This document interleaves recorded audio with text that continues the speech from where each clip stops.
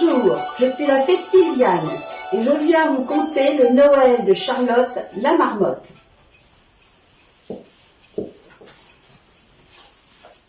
Les reines piaffaient d'impatience. Le traîneau attendait dans la poudreuse que l'ordre de départ fût donné.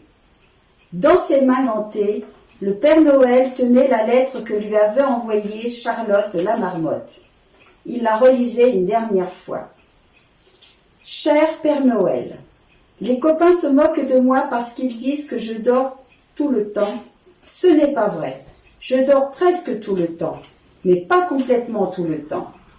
Pour dormir encore un peu moins tout le temps, j'aimerais bien avoir un nouveau réveil comme cadeau, mais un spécial, qui réveille vraiment. Un clocher, par exemple. Les autres, je ne les entends pas. Au contraire, leurs tic-tac ont tendance à m'endormir. Merci, Père Noël. Bon, je vais me recoucher. Signé Charlotte. Ah, cette Charlotte, quel numéro, pensa le Père Noël en glissant un large sourire dans sa barbe blanche. Si le Père Noël souriait, c'est parce qu'il se souvenait que l'année d'avant, Charlotte avait déjà demandé un réveil, et l'année encore avant, encore un réveil. Cette fois, il fallait la satisfaire. Il vérifia que le cadeau qu'il lui destinait était bien dans sa hotte et grimpa sur son traîneau. 1 minute plus tard, il traversait le ciel comme une comète. La nuit était déjà bien avancée quand il survola les montagnes immaculées où vivait Charlotte.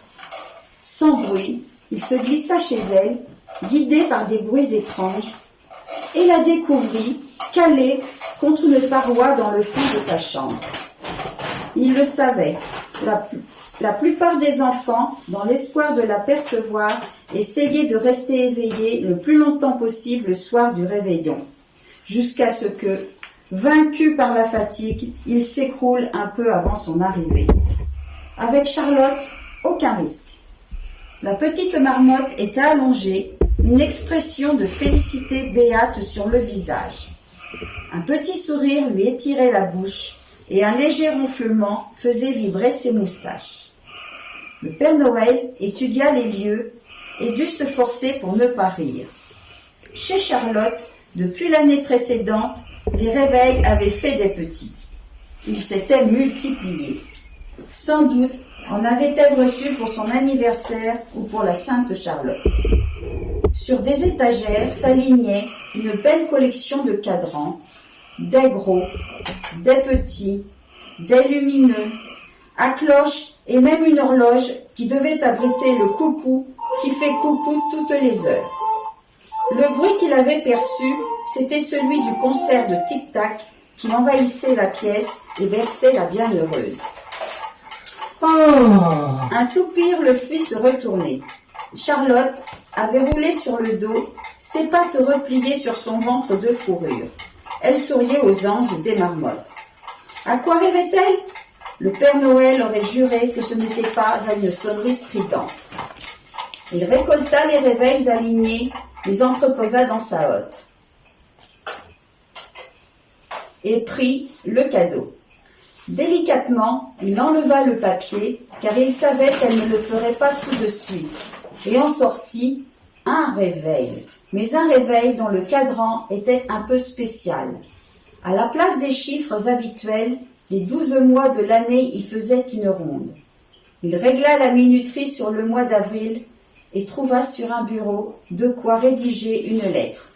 D'une écriture soignée, il commença. Chère Charlotte, laisse tes copains se moquer un peu, ce n'est pas grave. Je crois que tu leur manques, c'est tout. Mais explique-leur qu'il ne faut pas forcer la nature. La tienne est de te reposer, profites-en. Et tu fêteras Noël au printemps. Joyeux Noël, marmotte au bois dormant. Signé le Père Noël. Il déposa l'enveloppe auprès du cadeau et sortit sur la pointe des pieds. Mais il savait cette précaution inutile. Le petit ronflement l'accompagnait.